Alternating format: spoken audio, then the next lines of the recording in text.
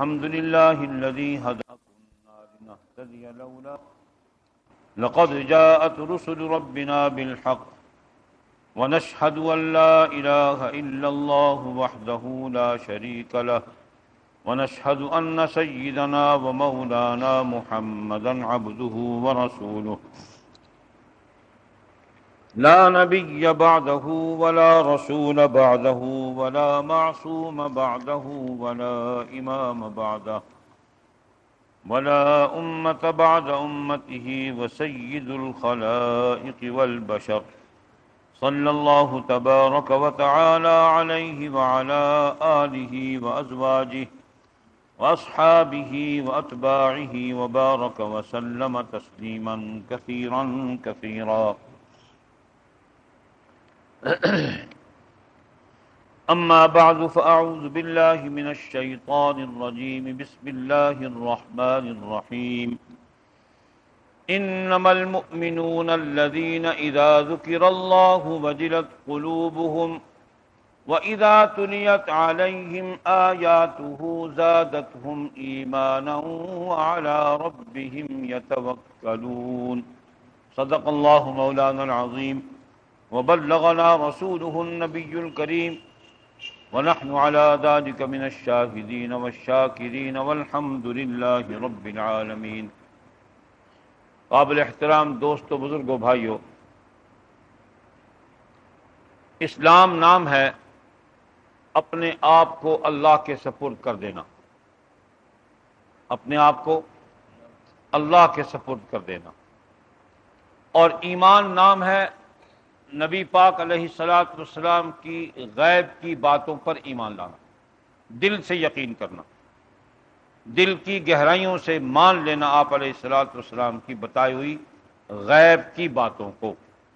یہاں معنی یہ ہے کہ کسی کی غیب کی باتوں کو بغیر تحقیق کے مان لینا ایمان کہلاتا ہے، اور اسلام ہے اپنے آپ کو سپرد کر دینا. جب کوئی بندہ دین میں داخل ہوتا ہے تو اس کو مسلمان کہتے ہیں، تو مسلمان ہو گیا. اور دین میں داخل ہونے کے لیے دونوں شہادتوں کا دینا، اشہد ان لا الہ الا اللہ و اشہد ان محمد رسول اللہ صلی اللہ علیہ وسلم، یہ شرط ہے خلوص کے ساتھ. دل، دماغ، زبان ایک ہو. دماغ کچھ اور سوچے، دل کچھ اور سوچے، زبان کچھ اور گواہی دے، وہ منافق ہے. مومن آدمی مخلص وہ ہے، مسلمان وہ بن جاتا ہے دماغ بھی ساتھ دے، دل بھی ساتھ دے، زبان دونوں کی ترجمانی صحیح صحیح کرے. مسلمان ہونے کے بعد دوستو سب سے بڑی جو حفاظت کی چیز ہے وہ ایمان ہے. آدمی ساری زندگی ایمان بنانے کی فکر میں لگا رہتا ہے. جس آدمی کا ایمان بن گیا وہ کامیاب ہو گیا. اور ایمان بنانے کے لیے اعمال ہیں. اس میں سب سے بڑا عمل جو ہے وہ خلوص کے ساتھ اللہ کی وحدانیت کا اقرار کرنا، اور نبی پاک علیہ الصلوۃ والسلام کی ختم نبوت کا اقرار کرنا، اور آپ کے احکامات کو بلا چون و چرا تسلیم کرنا، اور نبی پاک علیہ الصلوۃ والسلام کے احکامات کو اپنے نفس کی خواہشات پر غلبہ دینا. جو آدمی زندگی کے امور میں اپنی خواہشات کی تکمیل کرتا ہے اور نبی علیہ الصلوۃ والسلام کے فرمانوں کو چھوڑتا ہے، اس کا ایمان کامل نہیں. مسلمان تو ہے، وہ اسلام سے نہیں نکلا، لیکن ایمان کے درجہ آخری ڈگری پہ پہنچ گیا کہ اس نے رسول اللہ صلی اللہ علیہ وسلم پر، آپ کی باتوں پر ایمان لانے کا حق ادا نہیں کیا. حق یہ ہے کہ جہاں اس کی ذاتی خواہش ہو وہاں دیکھے کہ حضور کا فرمان کیا ہے، ذاتی خواہش قربان، حضور کا فرمان سر آنکھوں پر. یہ ہے ایمان کی علامت. صحابہ کرام اللہ پاک کے محبوب اور مقبول اسی لیے بن گئے کہ صحابہ نے نبی علیہ الصلوۃ والسلام کے اعمال، افعال، اقوال کو، اپنی خواہشات ان کے سامنے قربان کر دی. اس قربانی کے بدلے اللہ پاک نے ان کو اولئک هم المتقون کہا، اولئک هم الفائزون فرمایا، اولئک هم المفلحون فرمایا. کامیاب ہیں، ڈرنے والے ہیں، متقی ہیں، سچے ہیں، راشد ہے، راہ دکھانے والے ہیں. یہ ان کو اپنے نفسوں کی قربانی کی بدولت یہ اللہ پاک کی طرف سے سند ایمان ملی. وہ مقام تو کسی کو کائنات میں نہیں مل سکتا، لیکن ایمان تو مل سکتا ہے نا، ایمان کے بھی درجے ہیں اور کچھ نہیں۔ ہم گناہگار لوگوں میں صاحب ایمان تو بنے رہیں نا، ایسا نہ ہو کہ ہم صرف مسلمان رہیں اور صاحب ایمان نہ بنے، یہ بڑے نقصان کی بات ہے۔ تو عرض کر رہا تھا کہ آدمی ساری زندگی ایمان بناتا ہے۔ نبی علیہ الصلوۃ والسلام نے ایمان کی بہت ساری شرائط بیان کی ہیں، پوری احادیث کا ذخیرہ بڑا پڑا ہے۔ آج برکت کے لیے دو تین حدیثیں نوٹ کر کے لایا ہوں، اللہ تبارک و تعالی ہمیں ان پر ہی عمل کرنے کی توفیق نصیب فرما دیں، تو میں سمجھوں گا کہ ایمان کی کچھ نہ کچھ روشنی تو ہمارے اندر پڑے گی نا۔ اور میں یوں عرض کیا کرتا ہوں کہ آدمی جب پڑھتا رہا اشہد ان لا الہ الا اللہ واشہد ان محمد رسول اللہ، تو اس کے دل میں ایک چراغ روشن ہو جاتا ہے۔ یہ روشنی کی طرف پہلا قدم ہے۔ اب چراغ تو روشن ہو گیا، اب اس کو روشن رکھنے کے لیے تیل کی بھی تو ضرورت ہے نا۔ دنیا میں چراغ روشن کرتے ہو، تیل ڈالتے ہو، اعمال تیل ہیں۔ اچھے اعمال کرتے رہیں گے، چراغ جلتا رہے گا، روشنی بڑھتی رہے گی، قوت بڑھتی رہے گی۔ اگر اعمال چھوڑ دیں گے تو یہ ایک دن بجھ جائے گا۔ جیسے حدیث پاک میں آتا کہ آدمی جب ایک گناہ کرتا ہے تو ایک سیاہ داغ اس کے دل پہ پڑ جاتا ہے، یہ درجے میں کمی ہو گئی، ایمان کے درجے میں کمی ہو گئی۔ دوسرا گناہ کرتا ہے، دوسرا داغ، توبہ نہیں کرتا، پھر گناہ کرتا ہے، ایمان کے درجے کم ہوتے جاتے ہیں۔ مسلمان رہتا ہے لیکن ایمان کے درجوں میں کمی شروع ہو جاتی ہے، حتیٰ کہ وہ آدمی گناہ کرتا کرتا اس کا دل سیاہ ہو جاتا ہے۔ مسلمان رہتا ہے، ایمان ختم ہو جاتا ہے، دین سے نہیں خارج ہوتا۔ جیسے حدیث پاک میں آتا ہے جو آدمی شراب پیتا ہے یا بدکاری میں مبتلا ہوتا ہے یا چوری کرتا ہے یا جھوٹ بولتا ہے یا حرام کے کسی عمل میں مبتلا ہوتا ہے، جس وقت وہ ان اعمال میں مبتلا ہوتا ہے اس وقت اس کا ایمان اس کے اندر سے نکل جاتا ہے۔ اس وقت وہ مومن مسلمان ہوتا ہے، مومن نہیں ہوتا۔ جب وہ ان اعمال سے واپس ہٹتا ہے، توبہ کرتا ہے، تو ایمان پھر لوٹ آتا ہے۔ ادنا بات یہ ہے کہ آدمی کوئی بھی بے حیائی کا کام کرتا تو ایمان اس کے اندر نہیں رہتا۔ حضور صلی اللہ علیہ وسلم نے فرمایا کہ حیا اور ایمان دو جڑواں بھائی ہیں، ان میں سے جب ایک چلا جاتا ہے تو دوسرا خود بخود چلا جاتا ہے۔ ایمان تو پہلے جاتا نہیں، پہلے حیا جاتی ہے۔ آدمی جب برے اعمال کرتا ہے تو حیا رفع ہوتی ہے، اور اب برے اعمال اور اچھے اعمال کی تحقیق کہاں سے ہوگی؟ قرآن بتائے گا کہ اچھے اعمال کیا ہے، نبی علیہ الصلوۃ والسلام کی حدیث بتائے گی اچھے اعمال کیا ہیں، اور برے اعمال کون بتائے گا؟ حضور بتائیں گے، قرآن بتائے گا۔ جو آدمی اچھائی اور برائی تلاش کرنا چاہتا ہے اس کو قرآن و حدیث سے ملیں گے، کسی اور جگہ سے اچھائی اور برائی کی تمیز نہیں میسر آ سکتی۔ ایک آدمی، اس کے سارے گھر کی عورتیں بے پردہ پھرتی ہیں، یہ بے حیائی ہے۔ جب بے حیائی داخل ہو گئی ایمان چلا گیا۔ آج کے دور میں یہ بے حیائی عروج پر ہے۔ اچھے اچھے گھرانے جن کی عورتوں کی آواز کسی نے نہیں سنی تھی ان کے خاندان میں بڑوں کی، آج ان کی عورتیں بازار میں چڑیلیں بن کے پھرتی ہیں، چڑیلیں ایمان کی ڈاکو بن کے پھرتی ہیں، لوگوں کو گناہ میں مبتلا ہونے کی دعوت دیتی پھرتی ہیں۔ عورت کا وجود حضور نے فرمایا جب بند سنور کے نکلتی ہے بازار میں، ایک تو اللہ کے فرشتے لعنت بھیجتے ہیں اور پھر وہ گناہ کے ارتکاب کا سبب بنتی ہے۔ جتنی نگاہیں اس کے وجود پر پڑیں گی سب گناہ گار ہوں گی، اور ان سب کے گناہوں کا سبب کون بنی؟ یہ چڑیل کی حد کو توڑا، نبی علیہ الصلوۃ والسلام کی نافرمانی کی اور بغاوت کی، اور اپنی عقل کو خدا کے احکامات سے زیادہ سمجھا۔ تو اس تھوڑے سے وقت میں دوستو، ایک تو حدیث پاک ہے، نبی علیہ الصلوۃ والسلام نے ارشاد، آپ کی ہر بات انوکھی ہے، ہر بات نرالی ہے، ہر بات غور کرنے کی، جتنا غور کرتے جائیں اس میں سے موتی ملتے جائیں گے۔ آپ نے فرمایا اس آدمی کا ایمان نہیں ہے جس کے اندر امانت کی خصلت نہیں ہے۔ جو امانت دار نہیں، امانت نہیں رکھتا، اس کے اندر یہ خصلت نہیں ہے، اس کا ایمان نہیں ہے۔ اور جس آدمی کو عہد کا پاس نہیں، جو عہد کرتا اس کو توڑ دیتا ہے، فرمایا جس کا عہد نہیں اس میں دین نہیں ہے۔ بد عہد آدمی دین سے خالی، اور امانت کی خصلت سے خالی آدمی، اس میں ایمان نہیں.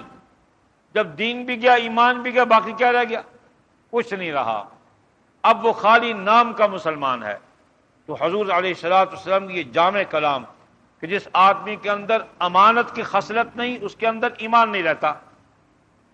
اور جو آدمی بدعہدی کرتا ہے کسی کام میں بھی ہو، نبی علیہ الصلوۃ والسلام کی تو سیرت طیبہ کا مہینہ چل رہا ہے نا، آپ علیہ الصلوۃ والسلام نے نبوت سے پیشتر ایک آدمی سے تجارت کا معاملہ کیا، لین دین کیا، اور وہ کچھ اس کے ذمے باقی تھا، وہ یہ کہہ کے چلا گیا کہ میں ابھی آتا ہوں، اور بھول گیا.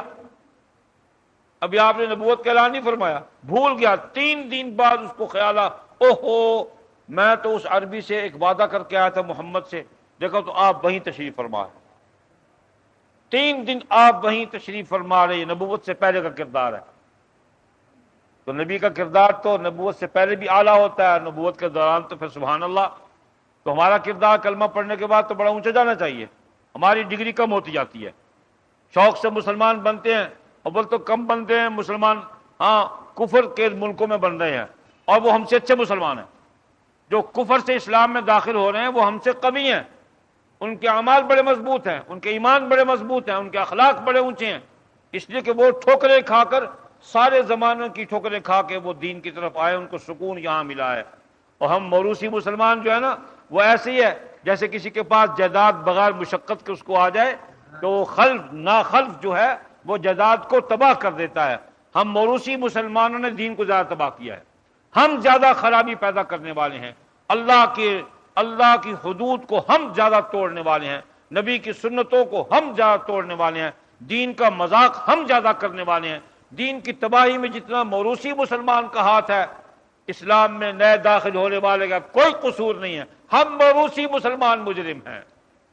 ہمارے گھروں سے دین کے خلاف بغاوت اٹھتی ہے. ہاں ہم اللہ کے احکامات کو توڑتے ہیں. ہم موروثی مسلمان ٹھیک ہو جائیں تو انقلاب آ جائے، دین غالب ہو جائے. اور دیکھو خداوند قدوس بطور مثال فرما رہے ہیں کہ تم نہیں عمل کرو گے تو میں ان کافروں میں سے مسلمان پیدا کر کے تم سے آگے لے جاؤں گا. میں نے اپنی گناہگار آنکھوں سے دیکھا ہے فرانسیسی مسلمانوں کو، برٹش مسلمانوں کو، امریکن مسلمانوں کو، جرمن مسلمانوں کو، ان لوگوں کو میں نے دیکھا، ان کے اعمال، ان کے چہرے، خدا کی قسم ایسے نورانی چہرے، ایسی اخلاق، ایسی محبت، ایسا پیار. وہ کہتے جو ہم نے پڑھا اس پہ عمل کیوں نہیں کرتے؟ جو ہم کو نبی علیہ الصلوۃ والسلام نے دین دیا ہے اس پر وہ عمل کرنے کے لیے، صرف پڑھنے کے لیے تو نہیں ہے. موروثی مسلمان پڑھتا ہے بھی نہیں ہے، سنتا بھی نہیں ہے، عمل بھی نہیں کرتا. تو یہ حدیث مبارکہ ہمارے لیے بڑی دلیل ہے روشن کہ جس کے پاس امانت کی خصلت نہیں، اس کے پاس ایمان نہیں. خائن آدمی، بددیانت آدمی سے ایمان نکل جاتا ہے. کیسی نقصان کی بات ہے. خیانت کرتا ہے، بددیانتی کرتا ہے تو ایمان سے نکل گیا، اور اگر عہد توڑتا ہے تو دین سے نکل گیا. دونوں پر جل گئے، وجود نہ چل سکے گا نہ اڑ سکے گا. اللہ بچائے. نبی علیہ الصلوۃ والسلام نے فرمایا کامل ایمان اس کا ہے جس کے اخلاق اچھے ہیں. تشریحات ہیں ایمان کو بنانے کی چیزیں. وہ جیسے گھڑا بن جاتا ہے نا، اب اس کے بعد اس کو صاف کرنا، سکھانا، اس کو خوبصورت بنانا، رنگ دینا. مکان تو بن گیا، اب جس کو جدید الفاظ میں ڈیکوریشن کرتے ہیں نا، خوبصورت بنانا. اب ایمان کو خوبصورت کون سی چیزیں بناتی ہیں؟ مزین کرتی ہیں اخلاق. حضور نے فرمایا کہ سب سے بہترین آدمی وہ جس کا اخلاق اچھا ہے. اور ایک روایت میں آیا کہ اللہ تبارک و تعالی نے ایمان کے بعد جو سب سے بڑی نعمت مسلمانوں کو دی ہے وہ اخلاق، حسن خلق. اور نبی پاک علیہ الصلوۃ والسلام کے بارے میں صحابہ فرماتے کہ سب سے زیادہ اکثر وقت متبسم رہنے والے، تبسم کے ساتھ رہنے والے حضور کی ذات. حضور سے بڑھ کے متبسم کوئی بھی نہیں رہتا تھا. غم ہے تو بھی متبسم ہے. ہر آنے والے آدمی کو متبسم چہرے سے ملتے تھے اور وہ آدمی خوش ہو جاتا تھا. مسلمان کے لیے سنت ہے کہ کسی دوست بھائی کو ملے تو چہرے سے وہ گرد و غبار اتار کر تبسم کے ساتھ ملے. آپ علیہ الصلوۃ والسلام نے فرمایا کہ جو آدمی اللہ پر ایمان لاتا ہے، یوم آخرت پر ایمان لاتا ہے، اس کے لیے ضروری ہے کہ وہ اپنے ہمسائے کو ایذا نہ پہنچائے۔ جو اپنے ہمسائے کو ایذا پہنچاتا ہے وہ اللہ پر ایمان نہیں لایا، آخرت کا فکر اس کے اندر نہیں ہے۔ یہ چیز ایمان کو مزین کرتی ہے۔ تیسری حدیث، رسول اللہ صلی اللہ علیہ وسلم نے فرمایا کہ تیرا سب سے اچھا عمل یہ ہے کہ تو اپنے ہمسائے کو خوش رکھ۔ حضرت عبداللہ ابن عباس فرماتے کہ حضور نے فرمایا وہ آدمی مؤمن نہیں جس کا ہمسایہ بھوکا مر رہا ہو اور وہ خوب سیر ہو کر 2 وقت کھاتا ہے۔ یہ ایمان کو مزین کرنے والی چیزیں، ان میں اخلاقیات بھی ہے، معاشرت بھی ہے، تہذیب بھی ہے، سب کچھ موجود ہے۔ تو آج کی اس مجلس کی گفتگو کا خلاصہ یہ ہے کہ جن لوگوں کے بارے میں اللہ فرماتے ہیں انما المؤمنون الذین اذا ذکر اللہ وجلت قلوبہم، وہ مومن لوگ جن کے سامنے اللہ کا ذکر کیا جائے تو ان کے ایمان دل جو ہل جاتے ہیں، اور جب قرآن پڑھا جائے تو ان کے ایمان زیادہ ہوتا ہے۔ وہ وہی لوگ ہیں جو جن کا عہد ٹھیک ہے اور جن کے اندر امانت کی خصلت موجود ہے، وہ اللہ کے عہد کو نہیں توڑتے۔ ہم نے اللہ سے عہد کیا نا، جب آدمی بندوں کا عہد توڑتا ہے تو وہ خدا کا بھی عہد توڑتا ہے۔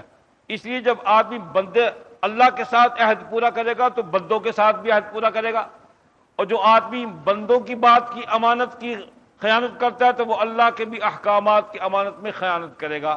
تو خیانت بہت بری خصلت اور عہد توڑنا بہت بری خصلت، ان دونوں چیزوں سے ایمان بھی جاتا ہے اور دین بھی چلا جاتا ہے۔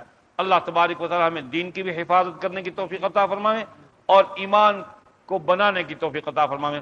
میں اپنے استاد مولانا صدیق صاحب سے ملنے کے لیے گیا، بڑی عجیب بات ارشاد فرمائی، اسی پر ختم کرتا ہوں۔ فرمانے لگے دیکھو وہ جو جنازے کی دعا ہے نا، نبی علیہ الصلوۃ والسلام نے بڑی عجیب حکمت اس میں ارشاد فرمائی ہے، اللہم من احییتہ منا فاحیہ علی الاسلام۔ اسلام نام ہے اعمال کا، اور اعمال سے کیا بنتا ہے؟ ایمان بنتا ہے۔ تو اس میں یہ ارشاد فرمایا اللہم من احییتہ منا فاحیہ علی الاسلام، کہ اللہ جب تک ہم میں سے جو لوگ موجود ہیں زندہ رکھ، اسلام پر زندہ رکھ۔ یعنی کیا مطلب؟ اعمال صالحہ کے ساتھ زندہ رکھ۔ ومن توفیتہ منا فتوفہ علی الایمان، یہ ہے وہ چیز جس کے لیے ساری زندگی محنت کی ہے۔ اگر ساری زندگی محنت اچھی ہوگی تو ایمان پر خاتمہ ہو گیا، بیڑا پار۔ آدمی اچھے اعمال کرتا رہے، خلوص نہیں ہے، دیانت نہیں ہے، شرافت نہیں، حیا نہیں، اللہ پاک کی اور دین کی امانت نہیں ہے، عہد توڑتا رہتا ہے، ایمان نہیں بنے گا۔ جس کا ایمان نہیں بنے گا اس کا خاتمہ ایمان پر نہ ہونے کا ڈر ہے۔ کیسی حکمت ہے! اللہم من احییتہ منا فاحیہ علی الاسلام، اے اللہ جب تک زندہ رکھ اسلام پر، اچھے اعمال پر زندہ رکھ۔ اچھے اعمال سے ایمان بنے گا نا، برے اعمال سے ایمان خراب ہوگا۔ ومن توفیتہ منا فتوفہ علی الایمان، اور جب آخری وقت ہو تو اللہ ایمان سے اٹھائے۔ اللہ تبارک و تعالی ہم سب کو اپنا ایمان بنانے کی توفیق عطا فرمائے۔ ایمان بہت بڑی نعمت ہے، دین میں داخل ہونے کے بعد ایمان سب سے بڑی نعمت ہے، اور ایمان کو بنانے کے لیے پھر صحت نعمت ہے۔ اس لیے حضور نے وہ دعا سکھائی نا جو میں اکثر دوستوں کو یاد کروایا کرتا ہوں۔ حضور نے فرمایا صحابہ سے یہ دعا مانگا کرو، اور خصوصیت کے ساتھ حضرت معاذ سے فرمایا کہ اس کو کبھی ترک نہ کرنا۔ اللہم اعنی علی ذکرک و شکرک و حسن عبادتک، اے اللہ میری مدد فرما علی ذکرک، اپنے ذکر پر اور اپنے شکر پر اور اچھی عبادت پر۔ آدمی اچھی عبادت تب کرے گا جب جسم ٹھیک ہوگا، صحت ٹھیک ہوگی، ذکر بھی تب کرے گا جب صحت ٹھیک ہوگی، ہاں جی، شکر بھی تب کرے گا جب صحت ٹھیک ہوگی۔ جب صحت خراب ہے، عقل ٹھکانے نہیں، اعضاء نہیں چلتے، تو نہ ذکر کر سکے گا، نہ شکر کر سکے گا، نہ عبادت کر سکے گا۔ تو اس دعا کو پکا لو، اللہم اعنی، حمزہ عین نون یا، اعنی، اعنی معنی مدد، اللہم اعنی علی ذکرک و شکرک و حسن عبادتک۔ اس کو پڑھ لیا کریں ہر نماز کے بعد دھیان کے ساتھ، اللہ کے ساتھ جیسے گفتگو کی جاتی ہے۔ اللہم اعنی علی ذکرک، اللہ میری مدد فرما ذکر پر، شکر پر، اچھی عبادت پر۔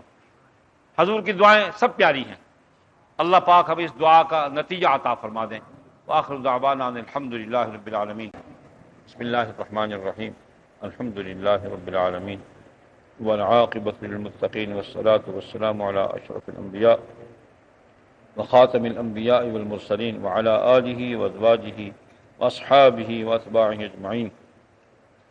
اللهم اغفر لنا وللمؤمنين والمؤمنات والمسلمين والمسلمات الأحياء منهم إنك سميع قريب مجيب الدعوات.